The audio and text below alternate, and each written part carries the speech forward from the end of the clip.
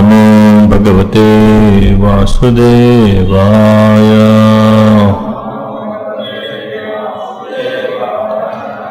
ఓం నమో భగవతే వాసుదేవాయ.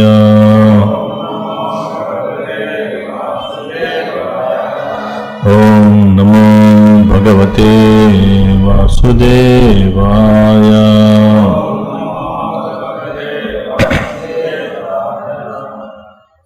శ్రీమద్ భాగవతము ఏకాదశ స్కందము అధ్యాయం 14 శ్లోకం 22. శ్రీకృష్ణుడు బుద్ధునకు యోగ పద్ధతిని వివరించడానికి అధ్యాయము. ధర్మ సత్యాధయోపేతో విద్యావా తపసాన్విత మద్భక్తాపేతమాత్మానం సమ్యక్ ప్రపునాతి. భావము భాష్యం చెప్పినది శిష్యులైనటువంటి అభయచరణ అరవింద భక్తివేదాంత స్వామి శిలా ప్రభుపాదులు. సత్యమును దయను కొన్నటి ధర్మము కానీ లేదా గొప్ప తపస్సుతో పొందినటి జ్ఞానము కానీ నా ప్రేమిత సేవ లోపించినప్పుడు మనుజుని చిత్తమును పూర్ణముగా పవిత్రమనర్చజాలవు. భాష్యము: ధర్మము, సత్యము, దయ, తపస్సు, జ్ఞానము పాక్షికంగా మనుజుని అస్తిత్వమును పవిత్రమనర్చగలిగినను భౌతిక వాంఛ మూలమును అవి పెకిలింపచాలవు. ఆ విధముగా అవే కోరికలు తదనంతర కాలమున తిరిగి ఉత్పన్నమగును. విస్తృతమైన ఇంద్రియ భోగ కార్యక్రమము తరువాత మనుజుడు తపస్సు చేయుటకు, జ్ఞాన సముపార్జనకు, నిస్వార్థ సేవ వనుచుటకు, తన జీవితంను పునీతమనుచుకున్నటకు ఆశపడవచ్చును. అయినను తగినంత పుణ్యము, పవిత్రీకరణము పిమ్మట అతడు తిరిగి భౌతిక భోగం పట్ల అత్యాశ కలవాడగును. పొలమును శుభ్రపరచినప్పుడు కలుపు మొక్కలను తొలగించి వేయవలసి ఉండును. లేనిచో వానలు పడినంతనే అన్యును యథాతథముగా మొలకెత్తగలవు. విశుద్ధ భక్తి యోగము భౌతిక వాంఛలను సమూలంగా నిర్మూలించును. అందువలన భౌతిక భోగములకు సంబంధించిన పతిత జీవనము తిరిగి ఉత్పన్నమయ్యేది భయము ఉండదు. నిత్య భగవద్ రాజ్యములో భగవానుడు భక్తుల నడుమ ప్రేమ వినిమయము ప్రకటమై ఉండును. ఇటువంటి మహోన్నత స్థితికి చేరని వాడు దోషములతో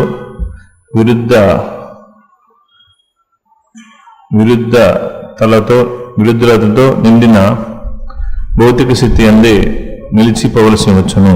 ఈ విధంగా భగవంతుని ప్రేమయుత సేవ లేనప్పుడు సమస్తము అసంపూర్ణమే అగును. జ్ఞానాతిమిరందశ జ్ఞానాంజన శలకయ చక్షుర్మృతం యన తస్మై శ్రీ గురువే నమః. నమో ఓం విష్ణుపదాయ కృష్ణప్రేష్ఠాయ బతులే శ్రీమతే భక్తివేదాంత స్వామి నితినామని. నమస్తే సరస్వతి దేవి గౌరవాణి ప్రచారణి నిర్విశేష శూన్యవాది పాశ్చాత్య దేశతారణి. వాంఛా కల్పతరుభ్యశ్చ కృపా సింధుభ్యవచ పతితానాం పావనేభ్యో వైష్ణవేభ్యో నమో నమః. జయ శ్రీ కృష్ణ చైతన్య ప్రభు నిత్యానంద శ్రీ అద్వైత గదాధర శ్రీవాసాది గౌరభక్తవృంద. హరే కృష్ణ కృష్ణ కృష్ణ హరే హరే, హరే రామ రామ రామ హరే హరే. ఇక్కడ శ్రీకృష్ణ భగవానుడు ఉద్ధవునికి యొక్క యోగ విధానం గురించి ఆయన వివరిస్తూ ఉన్నారు. దీంట్లో మనిషి సంపూర్ణమైనటువంటి పవిత్ర స్థాయికి ఏ విధంగా చేరుకోగలడు అనేసి ఇక్కడ వివరిస్తున్నారు. దీన్ని ప్రాయశ్చిత్తం కూడా అని చెప్పంటారు. ప్రాయశ్చిత్తం మనం కానీ శ్రీమద్ భాగవతంలో ఈ యొక్క సుఖదేవ గోస్వామి పరీక్షిత్ మహారాజుకి ప్రశ్నలు వేసినప్పుడు దాంట్లో వస్తుంది ప్రాయశ్చిత్తం గురించి. మనిషి తప్పులు చేస్తాడు, పాపాలని. ఆ పాపాలని తొలగించడం కోసం ప్రాయశ్చిత్తం చేస్తారు. కొన్ని పాపాలు చేస్తారు, మళ్ళీ ప్రాయశ్చిత్తం చేస్తారు. ప్రాయశ్చిత్తం చేసి ఆ పాపం పోయిన తర్వాత మళ్ళీ ఏం చేస్తారో అదే పాపాన్ని చేస్తారు. ఇటువంటి ప్రాయచిత్తం వల్ల ఉపయోగం ఏముంది? కుంజర శౌచమం అని చెప్పారు. ఏనుగుంది, ఏనుగు ఏం చేస్తుంది? బాగా నదిలోకి వెళ్ళి స్నానం చేస్తుంది. బాగా స్నానం చేస్తే బయట వచ్చి ఏం చేస్తుంది? మట్టిని తీసి నెత్తిన వేసుకుంటుంది. అట్లా కలియుగంలో జనాలు చాలా వరకు ఇంతే అనమాట. మంచి పూజా విధాలు అంతా చేస్తారు. 40 రోజులు మాలలు వేస్తారనమాట.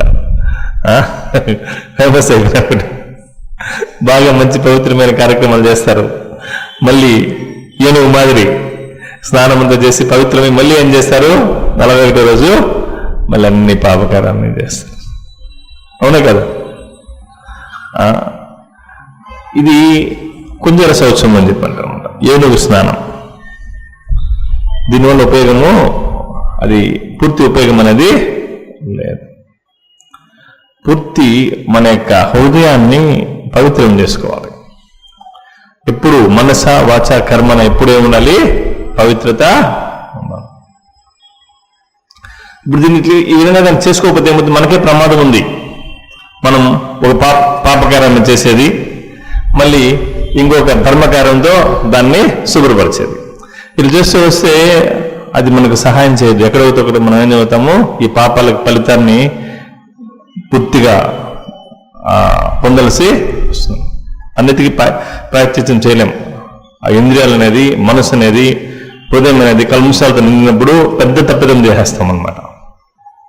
చేసి దాంట్లో కూరుకుపోతాం.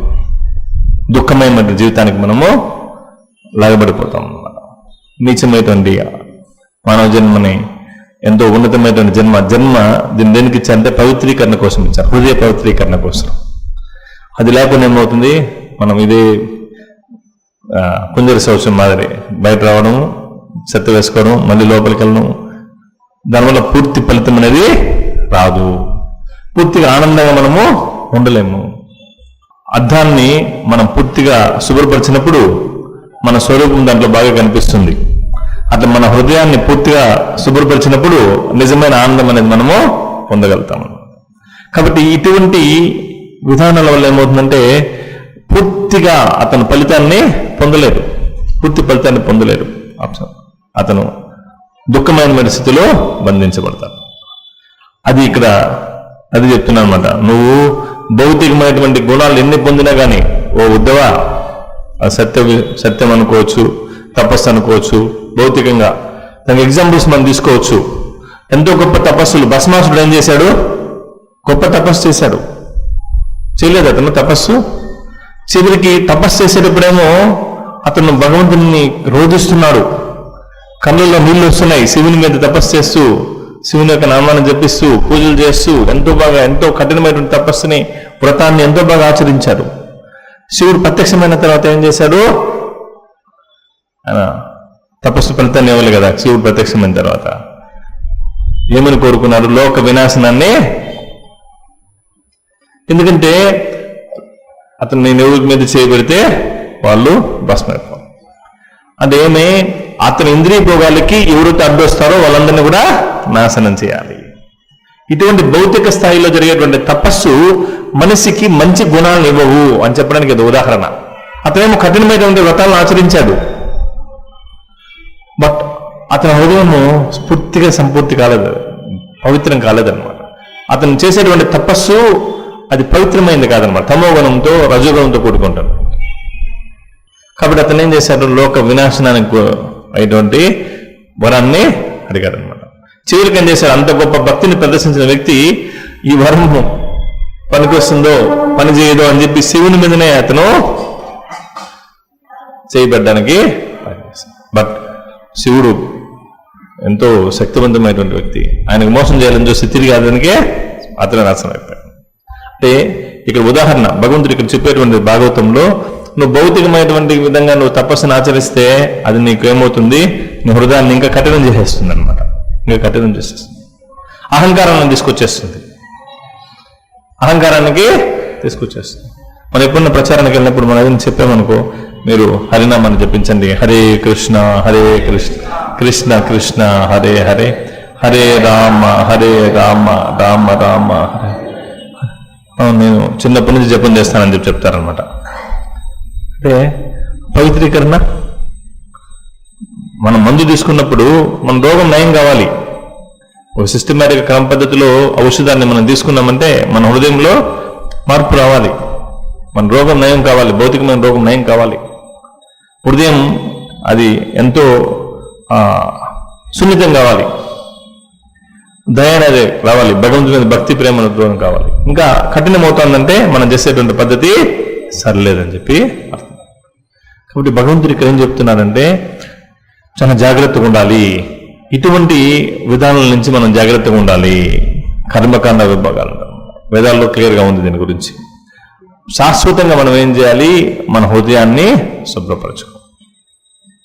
లైక్ ఇక్కడ ఎక్స్ప్లెయిన్ చేస్తున్నారు అనమాట. వరి మామూలుగా ఎండిపోయి ఉంటుందన్నమాట, భూమి అంతా కూడా బాగా ఎండిపోయి ఉంటుంది, మనకేం కనిపించదు, బాగా ప్లెయిన్గా ఉంటుంది అనమాట, అంతగా ఏముండదు. అక్కడ వర్షం పడినప్పుడు ఏమవుతుంది, మొక్కలు వచ్చేస్తాయి, విత్తనాలు ఉన్నాయి అక్కడ, మనకు కనిపించవు, అవి కనిపించినటువంటి విత్తనాలు. అట్లా హృదయంలో ఏమవుతాయంటే లోపల ఎక్కడో ఉంటాయన్నమాట ఈ పాపపు బీజాలంతా కూడా హృదయంలో. అవకాశం వచ్చినప్పుడు వర్షం ఎట్లా ఉన్నప్పుడు ఎట్లా మొలకెత్తాయో అట్లా అవకాశం వచ్చినప్పుడు ఏమవుతాయి, అవి మొలకెత్తేస్తాయి. కాబట్టి వాటిని వేరేయాలి, వాటిని తీసేయాలి. తీయనంత వరకు ప్రమాదం ఉంది. నువ్వు తీయలేదనుకో అది ఎప్పుడు బయట వస్తుందో అప్పుడు తెలియదు అనమాట, నువ్వు పతనం అయిపోతూ ఉంటావు. కనిపించేదానికేమో ఏమో ఉందన్నమాట. అవకాశం వచ్చినప్పుడు వర్షపు నీళ్లు పడినప్పుడు ఏమవుతుంది, వాటికి సారవంతం అయ్యేదానికి అవకాశం వచ్చిందన్నమాట, ఫినిష్. అదేవిధంగా వెదురు చూడండి, వెదురు నరికివేస్తాం, మనం బాగా నరికేస్తాం, కాల్చి కూడా పడేస్తారు, కొన్నిసార్లు కాల్చేస్తారనమాట చెత్త పెట్టి. మళ్ళీ వర్షం పడితే ఏమవుతుంది, మళ్ళీ వచ్చేస్తుంది. అంత స్ట్రాంగ్ అనమాట అది వెదురు. అట్లా మన హృదయంలో కూడా ఈ పాపపు బీజాలు అనేది అంత స్ట్రాంగ్ గా ఉన్నాయన్నమాట. మనిషి దానివల్లనే సఫర్ అవుతుండేది. చాలా మంది ఏమవుతారంటే వాన వల్ల నేను దుఃఖపడినాను, ఈయన వల్ల దుఃఖపడినాను, ఆ కారణం నో. నీ యొక్క పాపపు కోరికలు, నీ పాపపు యొక్క ఆలోచనలు, నువ్వు చేసే పాపపు పనుల వల్ల మనం ఏం చేస్తున్నామో దుఃఖాన్ని, మన అనర్థాలు మనలో ఉన్నటువంటి ఈ అధర్మ బీజాలు ఏమవుతున్నాయి, మనకి దుఃఖానికి కారణం చేస్తాయి. అవి కనిపించవు అనమాట. చూడు, భూమి మీద ఏం కనిపించవు, వర్షం పడితే ఆ వెదురు కూడా బాగా నరికివేసి బాగా మనకంతా కాల్ చేసినా ఏముండదు, మళ్ళీ వర్షం పడితే ఏమవుతుంది, మళ్ళీ వచ్చేస్తుంది. ఆ విధంగా మనం ఈ కర్మకాండంలో వేదాల్లో ఎన్నో రకాలటువంటి విధానాలు ఉన్నాయి, పవిత్రీకరణ మార్గాలు ఉన్నాయి మనిషి పవిత్రంగా అవడానికి. తాత్కాలికంగా అవి మనం ఏం చేస్తాయి, శుభ్రపరుస్తాయి అన్నమాట. తాత్కాలికంగా జస్ట్ ఊరికే కవర్ చేస్తాయి. బట్ ఈ భక్తియుక్త సేవ, భగవంతునికి కృష్ణుడికి విష్ణువు చేసిన భక్తియుక్త సేవ ఏం చేస్తుంది, అది వేర్లతో కూడా, వెదురుని ఏం చేస్తుంది, వేర్లతో కూడా తీసివేస్తుంది. పూర్తిగా హృదయాన్ని పరిశుభ్రం, చేతోదర్పణ మార్జనం భవమహావాగ్ని నిర్వాపనం. ఈ ఉంది కదా హృదయంలో ఉన్నటువంటి ఈ మాలిన్యాన్ని శుభ్రపరిచేస్తుంది అనమాట. ఇది పూర్తిగా లోపల క్లీన్ చేసి పడేస్తుంది అనమాట. అయితే దీన్ని ఏం చేయాలి, మనం ఒక ప్రామాణికమైనటువంటి గురువు యొక్క అండర్లో మనం చేసుకుంటూ వెళ్ళాలి. తద్విద్ది ప్రణిపాతైన పరిప్రశ్నైన సేవయ ఉపదేశంతే జ్ఞానం నన్న. ప్రభుపాద లాంటి గురువు, ప్రభుపాద ద్వారా మనకు మంచి ఈ కలియుగానికి ఆయన ఒక పెద్ద మహావృక్షం లాగా అనమాట. ఎంతో భయంకరమైనటువంటి ఓయాసిస్ అనుకోండి, ఎడారుల్లో ఎంతో భయంకరంగా ఎండగా తీవ్రంగా ఉంటుంది, ఎండ తీవ్రత ఎక్కడ నీడలేదు.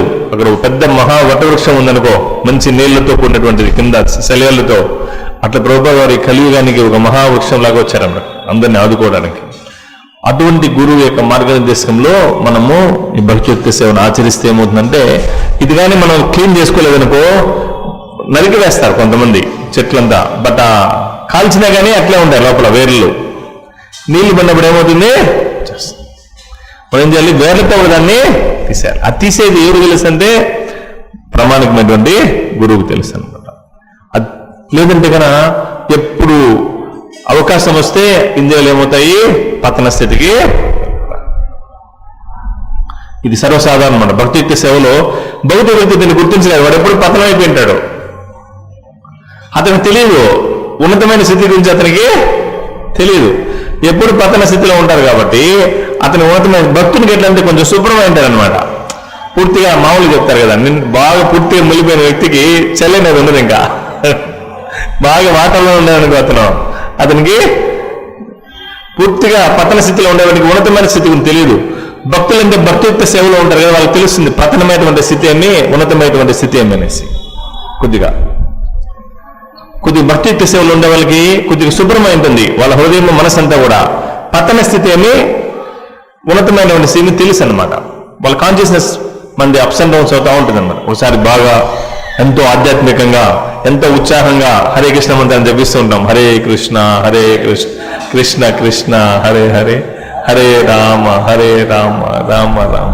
ఇంకోసారి జపమాలను మూడు గట్టి పక్కన పెట్టి పడుకునేస్తాం అనమాట.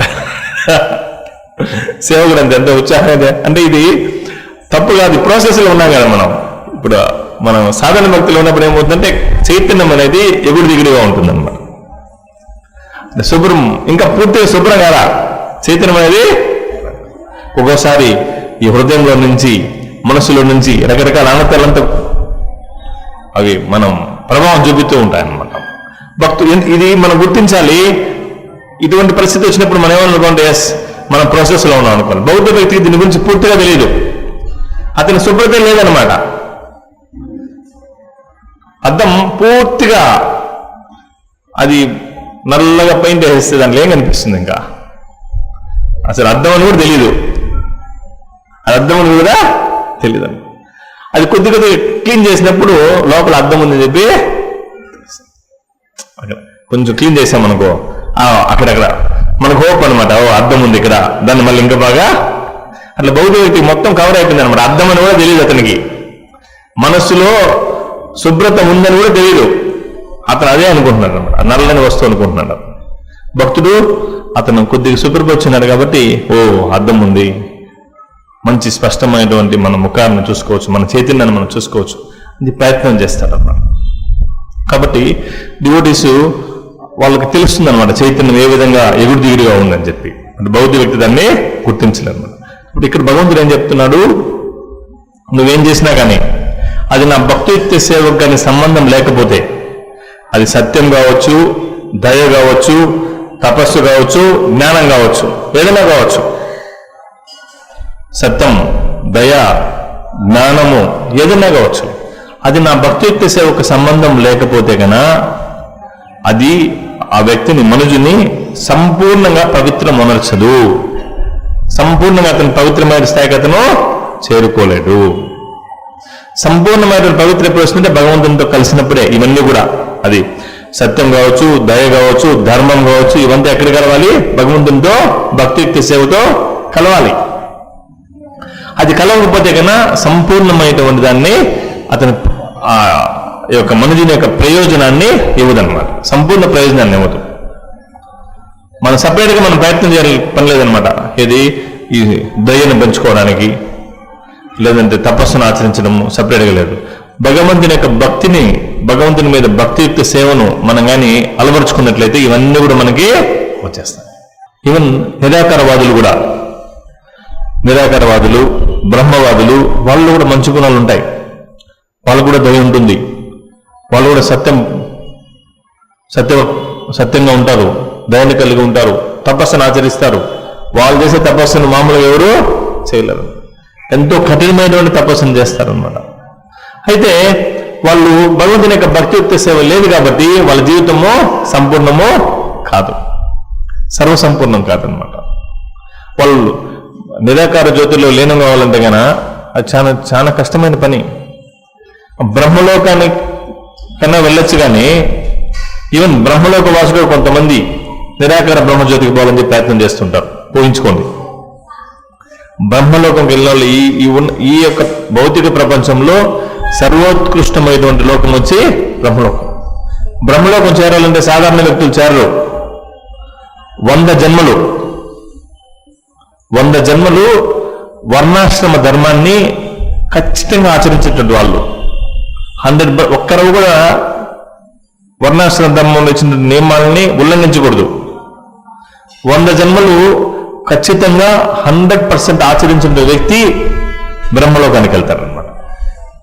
అంటే 100 జన్మల్లో అతను ఏ వర్ణంలో ఉన్నా కానీ, అది బ్రాహ్మణుడైనా, క్షత్రియుడైనా, వైశ్యుడైనా, శూద్రుడైనా అతని ధర్మాన్ని ఖచ్చితంగా ఆచరించాలి.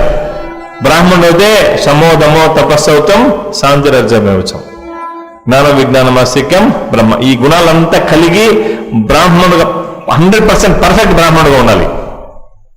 క్షత్రియుడైతే ఇంకా శౌర్యం తేజో ధృతిర్దక్షం యుద్ధేచ పలాయనం దానం ఈశ్వర భావక్ష శత్రుఘ్న. అతను ఎప్పుడు యుద్ధానికి భయపడకూడదు, ఎప్పుడు అతని వీపును చూపించకూడదు అన్నమాట శత్రువులకి.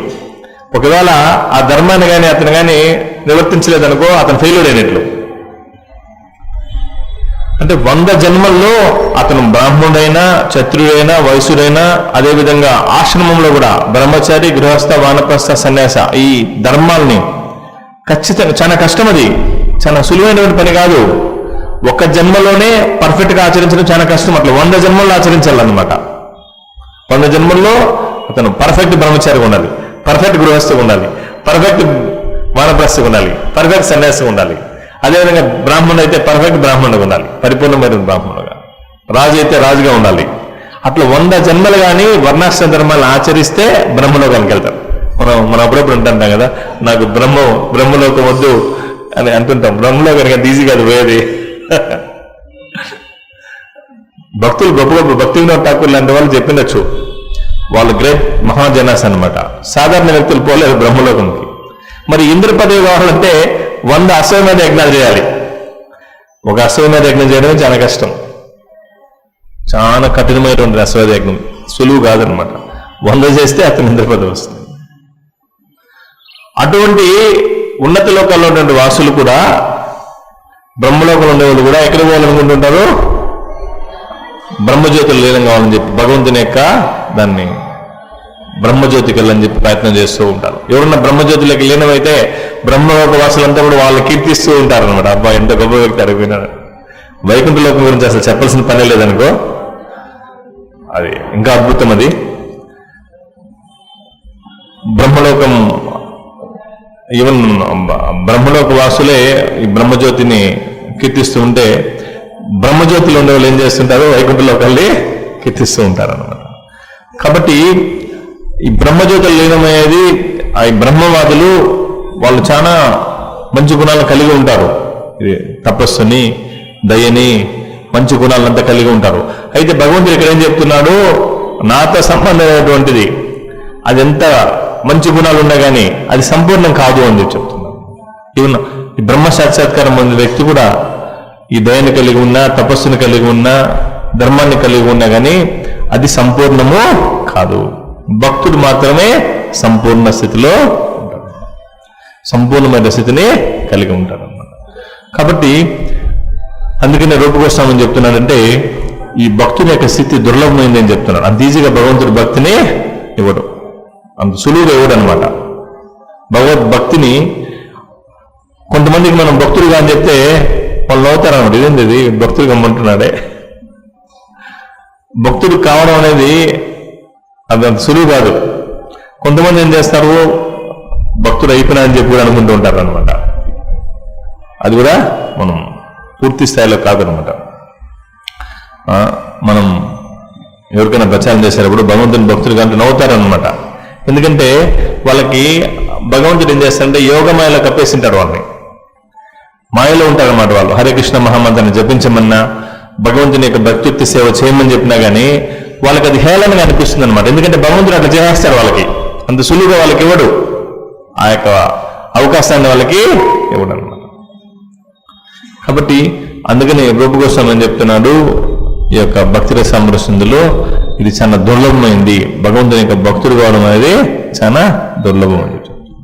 బ్రహ్మాండ బ్రహ్మతే కొన్ని భగవాన్ జీవ గురుకృష్ణ ప్రసాదపై ఈ జీవి ఏం చేస్తుంటాడు? బ్రహ్మాండాలను తిరుగుతూ ఉంటాడు.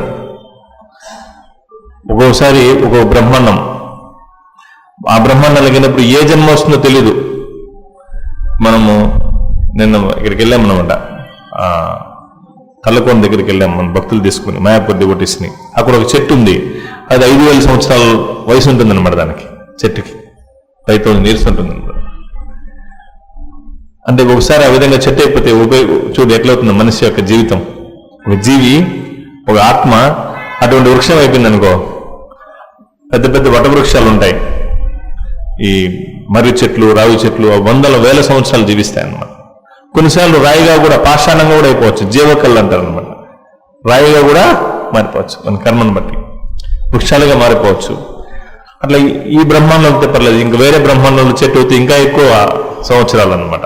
అక్కడ ఉన్నత లోకాల్లో కూడా వృక్షాలు ఉంటాయి. అట్లా కొన్ని లక్షల కోట్ల సంవత్సరాలు ఈ లోకం నుంచి ఆ లోకానికి, ఆ లోకం నుంచి ఈ లోకానికి తిరుగుతూ ఉంటాం అన్నమాట. ఒకసారి చెట్టు జన్మ, ఒకసారి పక్షి జన్మ, ఒకసారి దేవత జన్మ, ఒకసారి మనిషి జన్మ, జంతు జన్మ, ఇలా తిరుగుతూ ఉంటారు. మనిషి తెలియదు కదా మనకి, ఇప్పుడు ఈ జన్మలో ఉన్నాం, ఇంతకుముందు ఏం జన్మలో ఉన్నాం తెలియదు కదా మనకి, తర్వాత తెలియదు మనకి. తప్పనిసరిగా అయితే ఈ జన్మలంతా కూడా మనము చూసామన్నమాట, రకరకాల జన్మలు మనము చూసాం. ప్రభుపాదులు వారు చెప్తారనమాట, కొన్ని సందర్భాల్లో ఒక వ్యక్తికి స్వప్నావస్థలో ఉన్నప్పుడు రకరకాల ప్రదేశాలు, రకరకాల వ్యక్తులు, రకరకాల సన్నివేశాలు వస్తూ ఉంటాయి స్వప్నావస్థలో. ఇవంతా కూడా పూర్వజన్మ వాసనలు అనమాట. అవంతా మనకు తెలియదు, మనం ఎందుకు వస్తాయి మనకు తెలియదు. అవి ఈ సూక్ష్మదేహంలో ఇవంతా ఉంటాయి, పూర్వజన్మ స్మృతులంతా. మనకి లోపల సూక్ష్మదేహం ఉంది, బయట స్థూల దేహం ఉంది. స్థూల దేహం మారుతుంది కానీ సూక్ష్మదేహం మారదు. కాబట్టి ఇలా తిరుగుతూ ఉన్నప్పుడు కొన్ని లక్షల కోట్ల జన్మల తర్వాత గురు కృష్ణ ప్రసాదపై భక్తిలత బీజ, గురువు కృష్ణుని యొక్క దేవాలయమైంది భక్తిలత బీజ అనేది దొరికింది. దీన్ని మనం ఏం చేయాలి, జాగ్రత్తగా కాపాడుకోవాలి. ఇక్కడ మనం అర్థమవుతుంది శ్రీమద్ భాగవతం ప్రకారము, భగవంతుని యొక్క సూచన ప్రకారము నిజమైనటువంటి సర్వ సంపూర్ణమైనటువంటి స్థితి అంటే భౌతికంగా నువ్వు ఏదైనా చేసినా కానీ, ఎన్ని మంచి గుణాలు పొందినా కానీ అది సంపూర్ణం కాదు. భగవద్భక్తితో కూడినటువంటి మంచి గుణాలు అనేది మన సర్వ సంపూర్ణాన్ని ప్రసాదిస్తాయన్నమాట. మనం ఇంతకుముందు ఉదాహరణ చూసాం, రకరకాల రాక్షసులు ఉన్నారు, రకరకాల వ్యక్తులు ఉన్నారు, వాళ్ళంతా గొప్ప గొప్ప తపస్సులు ఆచరించారు, అయినా కానీ చివరికి ఏమైంది, గొప్ప గొప్ప యోగులు కూడా ఉన్నారు, పెద్ద పెద్ద యోగులు కూడా, వాళ్ళు ఎక్కడో కానీ పతనం అయిపోతారనమాట. చిన్న విషయాలకి కోపాన్ని తెచ్చుకొని పెద్ద పెద్ద శాపాలను ఇవ్వడము, లేదంటే పతనం కావడము. బట్ భక్తుడి విషయంలో అది లేదనమాట. నమే భక్త ప్రణశ్యతి, భక్తుడు ఎప్పుడు ప్రణశ్యతి అనేది ఉంది. ప్రహ్లాదుడు, హిరణ్యకశిపుడు ఎంత కోపాన్ని ప్రదర్శిస్తున్నాడు, ఒక చిన్న మాట కాదని దానికి ప్రపంచమంతా వింటాంది అతని మాట. ముల్లోకాలు వింటున్నాయి హిరణ్యకశిపుడు చెప్పే మాటని. వింటున్నాడు లేదా? ఏమైనా ఇంద్రుడు వింటున్నాడు, 33 కోట్ల మంది దేవతలు వింటున్నారు, తన అనుచరులు కొన్ని లక్షల కోట్ల మంది వింటున్నారు, ముల్లోకాలంతా అతని ఆధీనంలో ఉంది. ఒక చిన్న పిల్లవాడు వినదాని వల్ల వినలే, అతను చెప్పిన మాట వినలా. అహంకారం, ఎంతో కోపాన్ని ప్రదర్శించేశారు చూడు హిరణ్యకశిపుడు. అది భౌతిక స్థితి అంటే. ప్రపంచమంతా వింటా ఉన్నాయి అతని మాటని, ఒక చిన్న పిల్లవాడు విన్న దాని వల్ల అది సర్వనాశనం అయిపోయాడు అనమాట. అతను తపస్సు చేయలేదా హిరణ్యకశిపుడు? ఎంతో గొప్ప తపస్సు చేశాడు. ఏమైంది అతనికి? ఎంతో మంచి క్రతువులు చేశాడు, యజ్ఞాల హోమాలు కూడా చేశాడు, అతను అన్ని చేశాడు. చివరికి ఏమన్నాడు? నాశనం అయిపోయాడు. కాబట్టి భగవద్భక్తి లేకపోతే ఏమవుతుంది, మనిషికి వేరే ఎన్నున్నా కానీ దానివల్ల అహంకారాన్ని పెంచుకొని నాశనం అయిపోతాడు. ఎందుకు ఇక్కడ భగవంతుడు చెప్తున్నాడు, అహంకారం వచ్చేస్తుంది అనమాట. భగవద్భక్తి ఉంటే కన్నా వినయం అనేది ఉంటుంది. భగవంతుని మీద ప్రతి ఒక్కటి ఏం చేస్తాడు, భగవంతుని మీద. అది ప్రహ్లాదుని అడుగుతున్నాడు అనమాట హిరణ్యకశిపుడు. నేను ఇన్ని చేస్తే కూడా నీకు ఎక్కడి నుంచి వస్తాను శక్తిని అడుగుతున్నాడు. ఇతనేమనుకుంటున్నాడు హిరణ్యకశిపుడు, నా శక్తి అనుకుంటున్నాడు. ప్రపంచాన్నంతా జయించింది, అన్ని దేవతల్ని నా శక్తి అని చెప్పి అనుకుంటున్నాడు. చివరికి ప్రహ్లాదుని దగ్గర ఓడిపోయాడు అతను. అగ్గిలో వేస్తే ఏం కాలేదు, పర్వతం నుంచి వేస్తే ఏం కాలేదు, సర్పాల చేత ఏం కాలేదు. అప్పుడు అడుగుతున్నాడు ప్రహ్లాదుని, ఎక్కడి నుంచి వస్తాను నీకు శక్తి అని. ఇతను నా శక్తి అనుకుంటున్నాడు కదా హిరణ్యకశిపుడు. ప్రహ్లాద్ చెప్పాడు, నీకు ఎక్కడి నుంచి వస్తుంది అక్కడికి నాకు కూడా వస్తానని చెప్పాడు. నీకు వచ్చేది అక్కడే, నాకు వచ్చేది ఇక్కడే, ప్రపంచానికంతా వచ్చేది అదే భగవంతుడు హరి అని చెప్పి చెప్పాడు. చూడు ఇక్కడ 2 డిఫరెన్స్ చూడొచ్చు అనమాట. ఇతనేమనుకుంటున్నాడు, ఇతను అంత గొప్ప తపస్సు చేసి అహంకారాన్ని పెంచుకుంటేశాడు. నేను, నాది బలం, నా శక్తి అనుకుంటున్నాడు. ప్రహ్లాదుడి ఈ యొక్క ఫలాన్నంతా కూడా, గొప్పతనాన్ని ఎవరికి ఇస్తున్నాడు? భగవంతుడికి ఇస్తున్నాడు. కాబట్టి భక్తులు ఏం చేస్తారంటే గొప్ప ధర్మాన్ని కలిగి ఉన్నా, గొప్ప దయని కలిగి ఉన్నా, గొప్ప తపస్సుని కలిగి ఉన్నా ఆ ఫలితాన్ని ఎవరికి ఇస్తారు? కృష్ణుడికి ఇస్తారు. అది గొప్ప గొప్ప యోగులు, తపస్సులు, సిద్ధులు వాళ్ళంతా ఏం చేస్తారు? నాది అని చెప్పేసుకుంటారు, అహంకారాన్ని పెంచుకునేస్తారు. అదే చెప్తున్నాడు అనమాట. ఇక దుర్వాసముని కూడా శ్రీమద్ భాగవతంలో భగవంతుడు ఈ అంబరీష్ మహారాజు విషయంలో, చూడు నీ గొప్ప జ్ఞానం ఉంది, గొప్ప తపోబలం ఉంది, అదే నీకు ప్రమాదం అయిపోయింది. ఎందుకంటే అహంకారంలో ఉన్నావు కాబట్టి. ఈ అహంకారం ఏం చేస్తుంది? అహంకారాన్ని దేంతో కొలుస్తున్నారంటే, ఒక ఎంత పెద్ద ఏనుగైనా కానీ దాన్ని ఒక గొలుసుతో కట్టేస్తే ఏమవుతుంది? ఏనుగో ఫినిష్. అట్లా ఈ అహంకారం మనిషికి ఏం చేస్తుందంటే అది బంధించేస్తుంది అనమాట. చివరికి అక్కడ పడిపోతాడు అనమాట మనిషి. అహం, నేను నేను నేను. దీంట్లో జాగ్రత్తగా ఉండాలన్నమాట. ఈవెన్ భక్తియుక్త సేవలో ఉన్నప్పుడు కూడా మనం జాగ్రత్తగా ఉండాలి. చైతన్య మహాప్రభు ఏం చేశారంటే, ఈ భక్తియుక్త సేవలో వచ్చిన తర్వాత కూడా మనం ఖచ్చితంగా కానీ భక్తియుక్త సేవలో మనం కానీ నిలవకపోతే గన మనం ఈ కలుపు మొక్కలు మనల్ని నాశనం చేసేందుకు అవకాశం ఉంటుంది. పూజ, ప్రతిష్ట, లాభ ఇవి మనల్ని ఏం చేస్తాయి? నాశనం చేస్తాయి. భక్తి మనకు వచ్చింది, హృదయంలో ఉంది. మనం శ్రవణాది చిత్త కర హృదయ, శ్రవణము కీర్తనం ద్వారా హరే కృష్ణ కృష్ణ కృష్ణ హరే హరే, హరే రామ రామ రామ హరే హరే. ఈ నామ సంకీర్తన చేయడం ద్వారా నీళ్లు పోస్తూ ఉన్నాం. కలుపు మొక్క మామూలుగా ఇది మంచి మొక్కే, ఇది మంచి మొక్కే, ఇది భక్తిలత, భక్తి అనేది మొక్కే, దానికి నీళ్లు పోస్తున్నాం.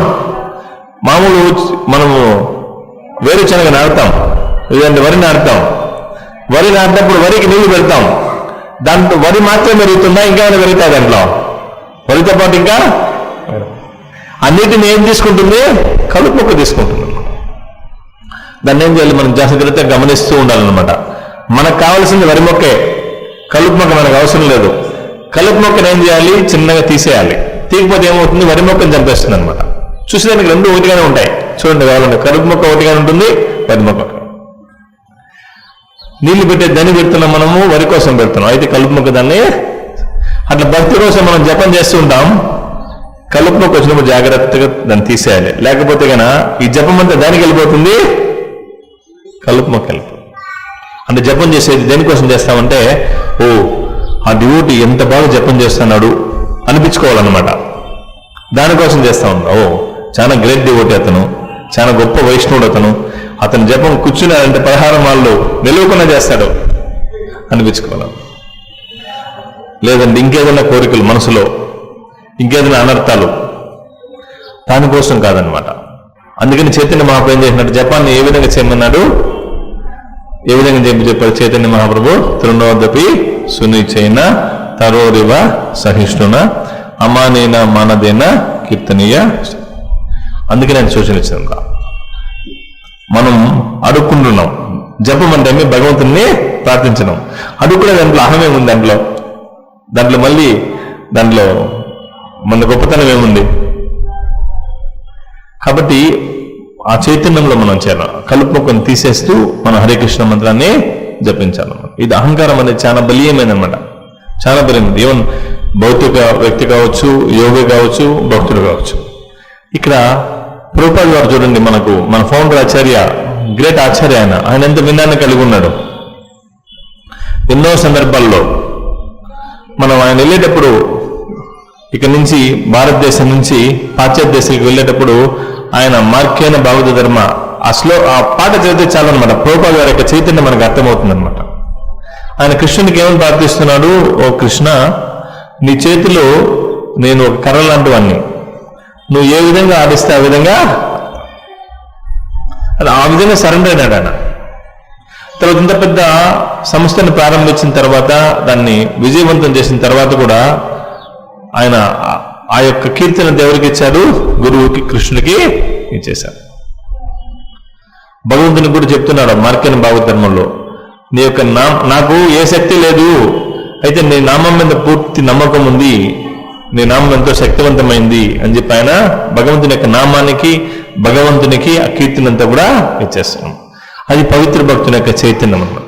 కాబట్టి మన జీవితంలో ఏదైనా మంచి జరిగిందంటే, మనలో ఆధ్యాత్మిక అభివృద్ధి అయిందంటే మన స్వయ శక్తి కాదు, అది భగవంతుని యొక్క నామశక్తి, అది వైష్ణవుల యొక్క ఆశీర్వాదం, భగవంతుని యొక్క ప్రసాదం, భగవంతుని యొక్క అర్చమూర్తుల యొక్క అనుగ్రహం, ఈ విధంగా దామం యొక్క కృప, ఈ విధంగా మనం ఏం చేయాలంటే ఇవన్నీ నిజమే, అది దాంట్లో మళ్ళీ మనం అనుకోవాల్సిన పని లేదనమాట. మనలో ఏదైనా అభివృద్ధి అయినా కానీ, మనలో చైతన్యం మారినా కానీ మన స్వయ శక్తితో ఏమీ ఇదంతా జరగలేదనమాట.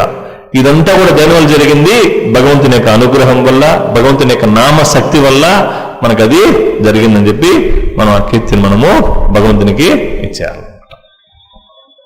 ఈ విధంగా భక్తులు ఏం చేస్తారంటే ఎప్పుడు భగవంతునికి సర్వాన్ని ఇచ్చేస్తారనమాట, పూర్తిగా తన విజయాన్ని కూడా. ప్రభుపాదుడు ఇంత పెద్ద ప్రచారం అంతా చేసిన తర్వాత కూడా ఆయన చివరికి ఏం చేశాడు? దీన్నంతా కూడా తన గురువు ద్వారా కృష్ణునికి దాన్ని సమర్పించాడు. రామానందరయ్య చైతన్య చరితామృతంలో ఇక్కడ రాజమండ్రి దగ్గర, కొవ్వూరు దగ్గర కలుస్తారనమాట చైతన్య మహాప్రభు రామానందరాయని. కలిసినప్పుడు రామానందరాయని అడుగుతాడు, కృష్ణ భక్తి గురించి చెప్పమని చెప్తారనమాట, కృష్ణ గురించి చెప్పమని చెప్తారు. అప్పుడు రామానందరాయ ఏం చెప్తారంటే చాలా బాగా చెప్పారనమాట ఆయన, ఓ మహాప్రభు, నువ్వు సాక్షాత్తు దేవదేవుడు, నువ్వు సర్వకారణాలకు కారణం, నేను నీ చేతిలో ఒక వీణలాగా, నువ్వు నన్ను చెప్పమంటున్నావు, నేనేం చెప్తాను, అయితే ఏ విధంగా చెప్తానంటే నీ చేతిలో వీణలాగా, వీణకి స్వతంత్రంగా దానికి ఆ యొక్క నాదం రాదు. ఆ నాదం చేసే వ్యక్తి ఏ విధంగా చేస్తే ఆ విధంగా నాదం వస్తుంది. అట్లా నీ చేతిలో ఒక వీణలాగా మీరు ఏ విధంగా ఆ వీణను ఉపయోగిస్తే ఆ విధంగా నేను మీకు ఉపయోగపడతాను అని చెప్తాను.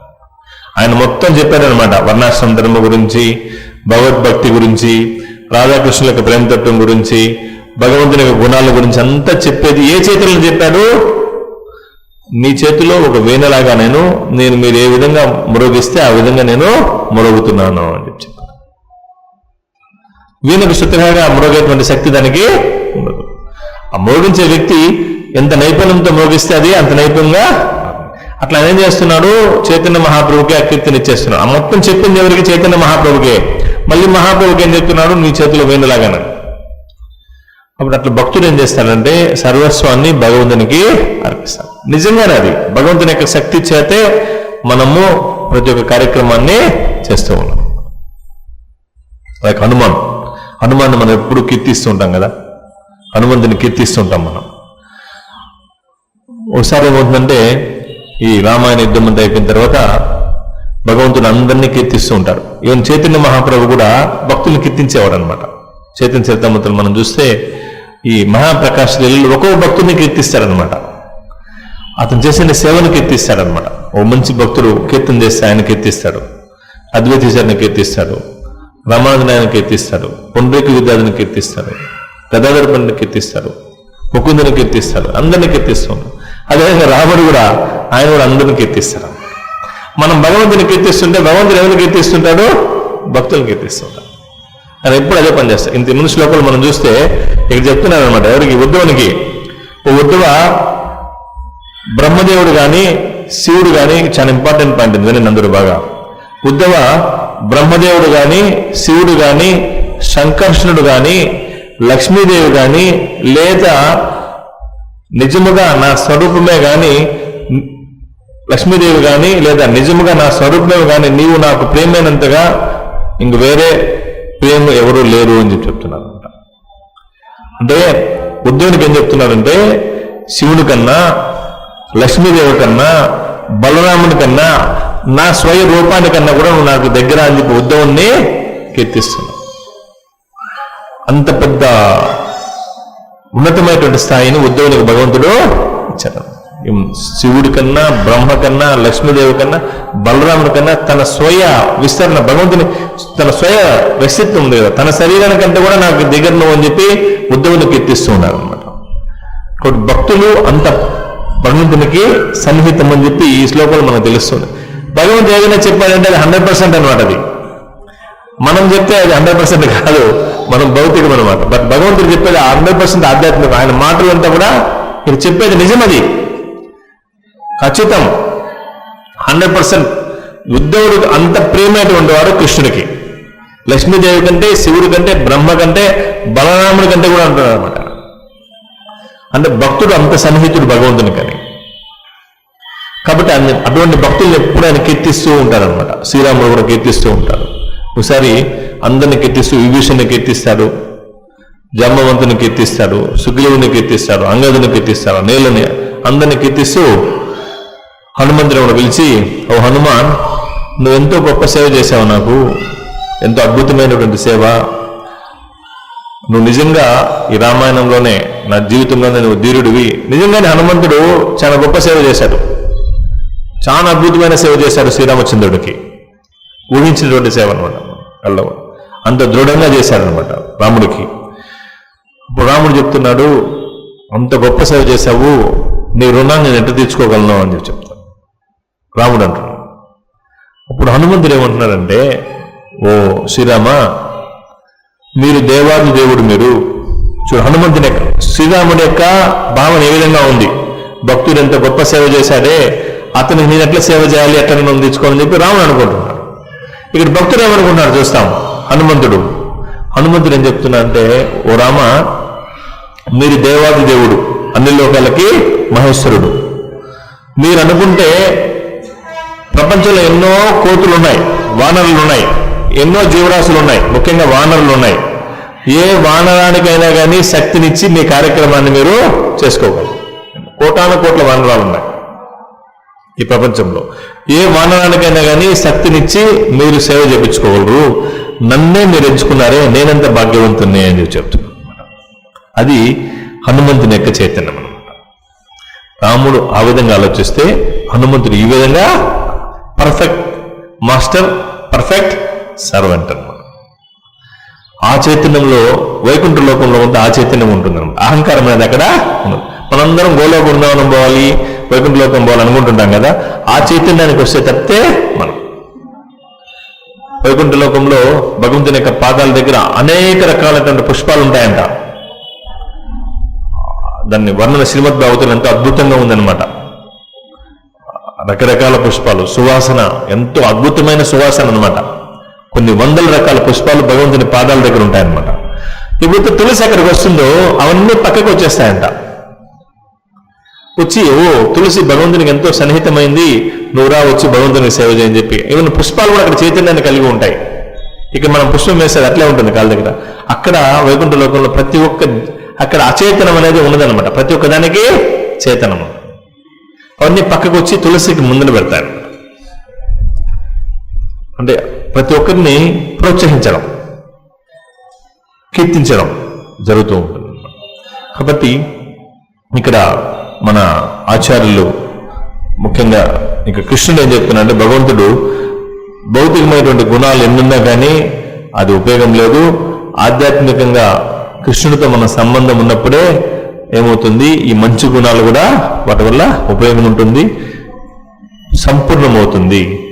భక్తుడి యొక్క జీవితంలోనే అది సాధ్యమవుతుంది అని చెప్పి ఇక్కడ మనకు ఉద్ధవంతో కృష్ణుడికి వివరిస్తున్నాడు అనమాట. కాబట్టి అటువంటి భక్తియుక్త సేవని శ్రీ చైతన్య మహాప్రభు ప్రభుపాద ద్వారా మనకిచ్చారనమాట. భగవంతునికి భక్తులు కావడానికి కావాల్సినటువంటి అవకాశాలంతా కూడా ఈ కలియుగంలో మనకిచ్చారనమాట. కాబట్టి మనం ఏం చేయాలి, దాన్ని ఉపయోగించుకోవాలి. ముఖ్యంగా ప్రభుపాద వారి పుస్తకాల్లో ప్రతి ఒక్క పుస్తకంలో ప్రతి ఒక్క పేజీలో ఈ భక్తికి సంబంధించిన బీజాలు ఉన్నాయన్నమాట. భక్తికి సంబంధించిన బీజాలు ఉన్నాయి. ఆ భక్తి లతను పెరగడానికి కావాల్సినటువంటి నీరు కూడా దాంట్లో ఉందన్నమాట. దాన్ని మనము తీసుకోవాలి. ఈ భక్తి లతను పెంచుకోవడానికి కావాల్సిన పోషక పదార్థాలంతా ప్రభుపాద వారి పుస్తకాల్లో ఉన్నాయన్నమాట. వాటిని మనం చదివినట్లయితే మన భక్తి లత అనేది మనకి బాగా, అదే సమయంలో అక్కడ ప్రభుపాద పుస్తకాలు మనం బాగా చదివినట్లయితే దాంట్లో కలుపు మొక్కలేది, భక్తి ఏది అని చెప్పి మనం గుర్తించగలం, దాన్ని మనం తీసుకోగలం. కాబట్టి ప్రభుపాద వారి యొక్క పుస్తకాలను చదవడము, ముఖ్యంగా హరే కృష్ణ మహామంత్రాన్ని జపించడం. హరే కృష్ణ కృష్ణ కృష్ణ హరే హరే, హరే రామ రామ రామ హరే. ఈ నామాన్ని స్మరిస్తే మన హృదయంలో ఉన్నటువంటి ఇప్పుడు భక్తిలత బాగా పెరిగి భగవంతుని యొక్క పాదపద్మాల దగ్గర అది నిలుస్తుంది. హరే కృష్ణ. ఏదైనా ప్రశ్న అంటే ప్రశ్న.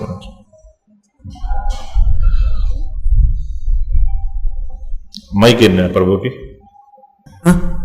ప్రభు, మామూలుగా అజామినుడు కొడుకు పేరు నారాయణ అనే దానికే వైకుంఠలోకం పోయినాడు. వాడు వైకుంఠలోకం కదా. బ్రహ్మలో అంటేనే 100 జన్మలు తీసుకోవాలని చెప్తున్నారు. దీన్ని చేసుకోవాలి మేము. బ్రహ్మలోకం చేరాలంటే 100 జన్మలు తీసుకోవాలని చెప్తున్నారు కదా. అదే అజామినుడు ఆ ఒక జన్మలోనే నారాయణ అని కొడుకు పేరు తెలిసిన దానికే యమదూతలు విష్ణుదూతలు వచ్చి ఆయన్ని కాపాడి వైకుంఠలోకాన్ని తీసుకున్నారు. Very very wonderful question. ఆయన ప్రశ్న అర్థమైందా? వైకుంఠలోకానికి పోయేదానికి ఒకసారి నారాయణ అంటే చాలు కదా, వైకుంఠలోకానికి వెళ్ళిపోతున్నాం కదా. బ్రహ్మలోకానికి 100 జన్మలు చాలా కష్టం కదా. అది మనం దీన్ని అర్థం చేసుకోవాల్సింది. ఈ 100 జన్మలు పర్ఫెక్ట్ గా ఉండేది ఎంత కష్టమో, దానికంటే కష్టమో అంతకాలే నారాయణ అనేది. అర్థమవుతుంది కదా. అజామిలుడు నారాయణ అని ఎప్పుడన్నాడు? మరణ సమయంలో నారాయణ అని చెప్పి. నారాయణ భగవంతుని యొక్క నారాయణ యొక్క నామాన్ని జపించాలంటే ఎవరైనా ఒక వ్యక్తి జపమాల పట్టుకొని జపం చేస్తూ జపిస్తూ మరణ సమయంలో కృష్ణుని స్మరించాలంటే 100 జన్మల్లో వర్ణాశ్రమ ధర్మాన్ని ఆచరించే దానికంటే కూడా ఇంకా క్లిష్టమైంది, అది ఇంకా కఠినమైంది అని చెప్పి మనకు దీంట్లో అర్థమవుతా ఉందన్నమాట. అజామిలుడు నారాయణ యొక్క నామాన్ని జపించాడు అంత్యకాలంలో. అది భగవంతుని యొక్క అనుగ్రహం వల్ల జపించాడు. అంత మాత్రాన ఒకసారి నారాయణ నామం జపించడం అనేది అంత సులువు అని చెప్పి మనం అనుకోకూడదు. అది ఈ 100 జన్మల్లో వర్ణాశ్రమ ధర్మాన్ని ఆచరించేదానికంటే కూడా ఇంకా ఉన్నతమైంది నారాయణ అనడం అనేది. ఒక్కసారి నారాయణలో అంటే 100 జన్మల్లో వర్ణాశ్రమ ధర్మం కాదు, 1,00,000 జన్మల్లో వర్ణాశ్రమ ధర్మాన్ని పర్ఫెక్ట్ గా ఆచరించిన దాంతో కూడా సమానం కాదన్నమాట. ఎందుకంటే నువ్వు 100 జన్మల్లో కానీ 1,00,000 జన్మల్లో కానీ వర్ణాశ్రమ ధర్మాన్ని ఆచరిస్తే బ్రహ్మలోకానికి వెళ్తావు నువ్వు. ఇక నారాయణ యొక్క నామాన్ని ఒక్కసారి జపం చేస్తే ఎక్కడికి పోతావు నువ్వు? వైకుంఠలోకానికి వెళ్ళిపోతావు. కాబట్టి దీన్ని బట్టి మనకు అర్థం ఏదేమంటే అది సమానం కాదు. నారాయణ యొక్క నామం ఇంకా ఉన్నతమైంది, ఇంకా అద్భుతమైంది అని ఆ యొక్క నారాయణ యొక్క నామం యొక్క శక్తి మనకు దీంట్లో అర్థమవుతా ఉంది.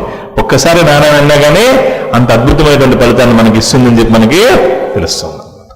ఓకే. హరే కృష్ణ ప్రభు, చాలా లోతైన విషయాలు చెప్పారు. శాస్త్ర సారమంతా కూడా దీంట్లో ఉంది. ఇక్కడేమంటే మామూలుగా రాక్షసులకైతే క్రోధం అనేది ఉంటుంది, ప్రతి ఒక్కరికి మనం చూడొచ్చు. అట్లాగే భక్తుల్లో కూడా మనం చూస్తున్నాము. భక్తి చేసే వాళ్ళు కావచ్చు, లేదంటే మన భాగవతంలో కూడా కావచ్చు, భక్తులు కోప్పడిన సందర్భాలు ఉన్నాయి. ఉదాహరణకి ధ్రువ మహారాజు యక్షుల్ని అందరినీ కూడా సంహరించారు కోపం చేత, వాళ్ళ తమ్ముని చంపారనే ఉద్దేశంతో.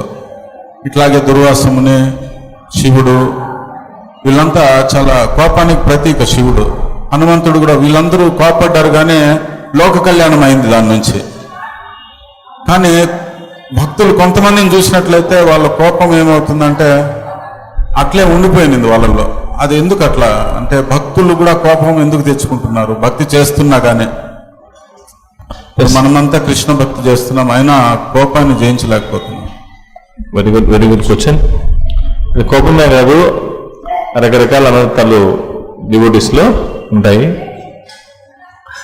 అయితే మనం సాధన భక్తులు ఉన్నాం కాబట్టి, సాధన భక్తులు ఉన్నప్పుడు భక్తుల్లో కూడా రకరకాలు ఉన్నారు. సాధన భక్తులు, తర్వాత రాగానుగ భక్తులు అనేసి. ఇప్పుడు హనుమంతుడు, ప్రహ్లాదుడు, ధ్రువుడు వాళ్ళు తీసుకుంటే వాళ్ళు రాగానుగ భక్తులు. వాళ్ళు ప్రదర్శించేటువంటి కోపము కృష్ణ చైతన్య కోపం. అది భౌతికంగా రజోగుణం చేత ఉత్పన్నమైనటువంటి కోపము కాదనమాట. మరి సాధన భక్తులు ఉన్నటువంటి భక్తులు ఏం చేస్తారంటే ఒక్కోసారి వాళ్ళ సాధనలో ఉన్న అనర్థాలు ఉంటాయి వాళ్ళకి. ఈ అనర్థ స్థితిలో ఉండే వాళ్ళు ఏం చేస్తారంటే అది అనుకోకుండా ఏమవుతుంది, కోపం అనేది వాళ్ళకు వస్తూ ఉంటుంది. దయతో విషయాన్ పుంస సంగస్థేసోపజాయితే సంగస్సంజాయితే కామ కామ క్రోధోపజాయితే క్రోధాద్భవతి సమ్మోహ సమ్మోహ స్మృతి ఉద్భవ శుతిభ్రంశో బుద్ధినాశాత్ నష్ట. ఇక్కడ ఏమంటే ఈ శ్లోకంలో మనకు ఆన్సర్ ఉందన్నమాట. వాళ్ళు ఈ సాధారణ భక్తులు ఉన్నటువంటి వ్యక్తులు ఏమవుతుందంటే ఇంకా పూర్తిగా ఇంద్రియ భోగాల మీద నుంచి